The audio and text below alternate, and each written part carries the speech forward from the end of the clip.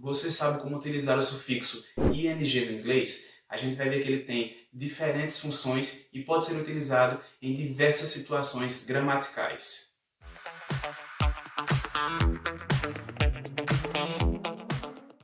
Fala pessoal, sejam muito bem-vindos ao vídeo e hoje a gente vai ver as diversas utilizações do sufixo ing ou o nosso famoso ing. E a utilização do ing muitas vezes é confundido apenas com o uso do gerúndio, mas a gente vai ver aqui que no inglês o gerúndio é um pouco diferente do português e que o ing tem diversas outras situações em que ele pode ser utilizado. Então nesse vídeo aqui a gente vai conhecer as 6 situações em que o ing pode ser utilizado na língua inglesa. Então se esse assunto te interessou, deixa seu like aqui nesse vídeo, se inscreve no canal, comenta aqui o que você achou do vídeo e sugestões para próximos conteúdos aqui no canal. Então pessoal, para começo de conversa, o que é o ing? ing é um sufixo, ou seja, você vai ver ele sempre posicionado no final de palavras, tá? E geralmente essas palavras são verbos. E esse ing vem para modificar o sentido daquele verbo e, na verdade, ele acaba até modificando o modo como você vai traduzir aquela frase como um todo, tá? Então, como primeira situação aqui da utilização do ing, ele vem para a formação do gerund, ou gerúndio, que é um pouco diferente do que a gente tem aqui no gerúndio no português. O gerúndio é uma forma verbal que termina em ing e funciona como um substantivo. Ele pode ser o sujeito ou o objeto de uma frase. E aqui agora eu vou mostrar para vocês 2 exemplos da utilização do ing como gerund. Um exemplo como sujeito e um exemplo como objeto da frase. Como primeiro exemplo a gente tem Running is my favorite hobby. Running is my favorite hobby. Ou seja, correr é o meu hobby favorito. Então observe que no verbo run, no início da frase, foi dobrado o N e adicionado o ing. Ou seja, essa palavra agora passou de verbo para sujeito da frase, tá? Porque ele está se referindo a correr. Correr é o meu hobby favorito. Então, ao invés de ser tratado como um verbo, aquela palavra running agora é o sujeito da frase. E no segundo exemplo aqui, como objeto da frase, a gente tem o seguinte: I enjoy reading. I enjoy reading, ou seja, eu gosto de ler. Perceba que aqui o reading ele está com ing, só que ele fica como um verbo na sua forma infinitiva, tá? Ler. Eu gosto de ler. Não tem aqui como o nosso gerúndio no português, lendo. Eu gosto de lendo. Não. Aqui é eu gosto de ler. Porque o gerúndio no inglês ele é diferente do gerúndio no português. Então aqui o verbo read, que é ler, recebe o ing no final da frase. I enjoy reading. Eu gosto de ler. E aqui no segundo contexto do nosso vídeo, a gente pode utilizar o ing para fazer a formação do particípio presente, ou present participle.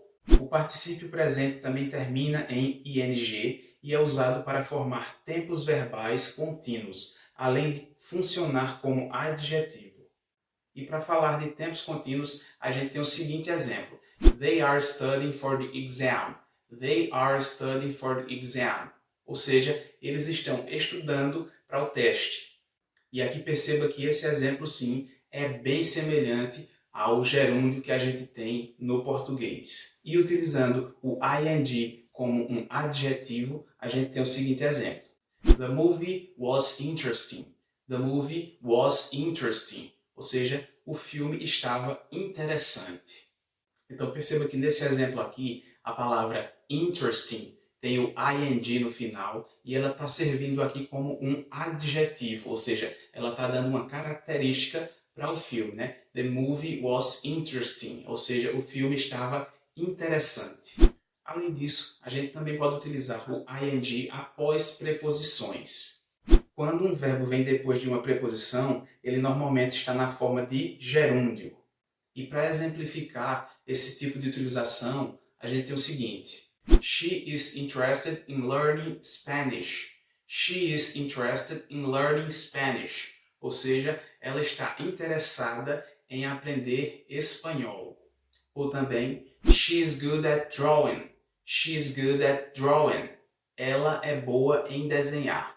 Então perceba que aqui nesses dois exemplos a gente tem o uso da palavra com ing no final sempre após preposições. No primeiro exemplo, a preposição in e no segundo exemplo, a preposição at. Então é importante que você mentalize isso, né? Que após esse tipo de preposição, o verbo na sequência pode vir com o ing no final. Você pode também utilizar o ing depois de certos verbos. Alguns verbos em inglês são seguidos por um verbo no gerúndio. Exemplos incluem enjoy, avoid, consider, mind, entre outros. Como, por exemplo, nessas duas frases que a gente tem a seguir. He kept talking during the movie. He kept talking during the movie. Ou seja, ele continuou conversando durante o filme. Ou também, they avoided talking to him. They avoided talking to him. Ou seja, eles evitaram conversar com ele. Então, nesses exemplos aqui, perceba que após os verbos kept e avoided, a próxima palavra, que também é um verbo, que é o verbo talk, veio seguido do ing, ou seja, do ing. E em ambos os casos, esses verbos foram traduzidos de maneira diferente. No primeiro exemplo, a gente tem he kept talking, que traduzido fica ele continuou falando. E no segundo exemplo, a gente tem o seguinte, they avoided talking, eles evitaram falar, que aí já trouxe o verbo como se estivesse no infinitivo, diferente da primeira parte que trouxe o verbo como se fosse no nosso gerúndio aqui do português. O ing pode ser utilizado ainda em frases condicionais ou reduzidas. Ele pode ser utilizado para reduzir frases condicionais e outras frases subordinadas. Por exemplo, você pode dizer if you work hard, you will succeed. If you work hard, you will succeed. Ou seja, se você trabalhar duro, você vai ter sucesso. Porém, essa frase pode ser reduzida, ficando da seguinte maneira. Working hard, you will succeed. Working hard, you will succeed. Ou seja, trabalhando duro, você terá sucesso. Então perceba que existe uma diferença da primeira para a segunda frase. Na primeira frase, ele tinha a condicional if, e já na segunda frase, ele tirou essa condicional e colocou apenas o ing ali no verbo principal da frase. E no segundo exemplo aqui você pode ter uma frase mais reduzida, como por exemplo, while walking to school, she met a friend. While walking to school, she met a friend. Ou seja, enquanto caminhava para a escola, ela encontrou uma amiga. E por fim, a gente pode utilizar ainda o ing para fazer a substantivação de ações. Ao transformar verbos em substantivos abstratos, indicando a ação de forma geral. E aqui a gente pode utilizar o seguinte exemplo. The building of the new school will start soon. The building of the new school will start soon. Ou seja, a construção da nova escola começará em breve. Então perceba que nesse exemplo aqui, o the building quer dizer a construção. Por isso que esse tipo de utilização aqui é chamado de substantivação de ações. Por quê? Porque the building é uma construção, ou seja, é o ato de construir, só que também se refere à construção, ao prédio de fato. Então essas foram as 6 situações em que a gente pode aplicar o ing no inglês. E aqui eu citei vários exemplos. Se você tiver mais alguma dúvida sobre esse tema, deixa aqui nos comentários, tá? Não esquece de se inscrever no canal. Deixa seu joinha aqui no vídeo também, vai me ajudar bastante. Eu vou ficando por aqui e até um próximo vídeo.